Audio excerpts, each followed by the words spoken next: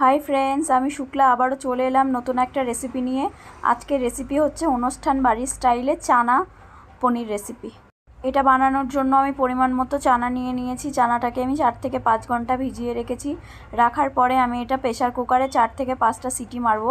City মারার আগে আমি চানাটা দেবো, পরিমাণ মতো জল দেবো, তারপরে খানিকটা বেকিং সোডা দিয়ে দেবো, পরিমাণ মতো লবণ দিয়ে দেবো আর হলুদ দিয়ে আমি এটাকে সেদ্ধ করে নেব। তো সেদ্ধ করার পরে দেখো সেদ্ধ তো হয়ে গেছে। তারপরে আমি তেল দিয়ে দিয়েছি কড়াইয়ে। আমি পনিরগুলোকে লাল লাল করে সুন্দর করে ভেজে নেব। আর এখানে কি কি মশলা লাগবে আমি আগে দেখিয়ে দিয়েছি।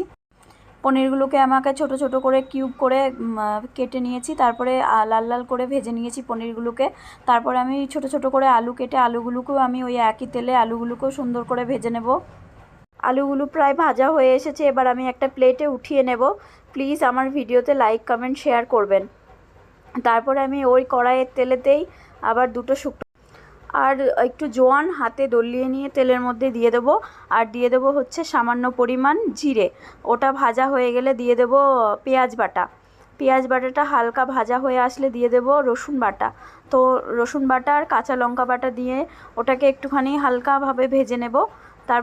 তারপরে পরিমাণ মতো হলুদ গুঁড়ো দিয়ে দেবো।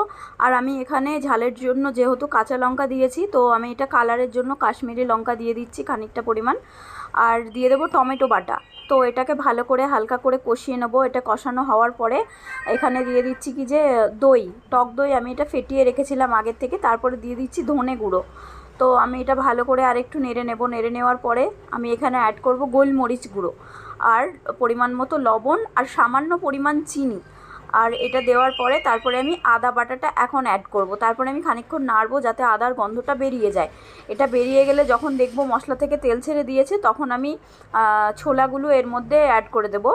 তারপরে এটাকে ফুটতে দেব। ফোটা হয়ে গেলে এখানে আমি আলুটা আর ভেজে রাখা পনির এই দুটোই দিয়ে দেব। উপর থেকে একটু কসুরি মেথি ছড়িয়ে দেব। তারপরে একটু গরম মশলা দিয়ে দেবো আর খানিকটা ঘি ছড়িয়ে দেবো যাতে ফ্লেভারটা সুন্দর আসে।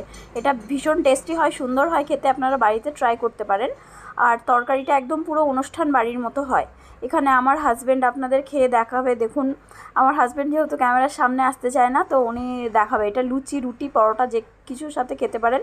এতক্ষণ ধরে আমার ভিডিওটা দেখার জন্য অনেক অনেক ধন্যবাদ রইল। আর লাইক কমেন্ট শেয়ার করতে ভুলবেন না। ধন্যবাদ।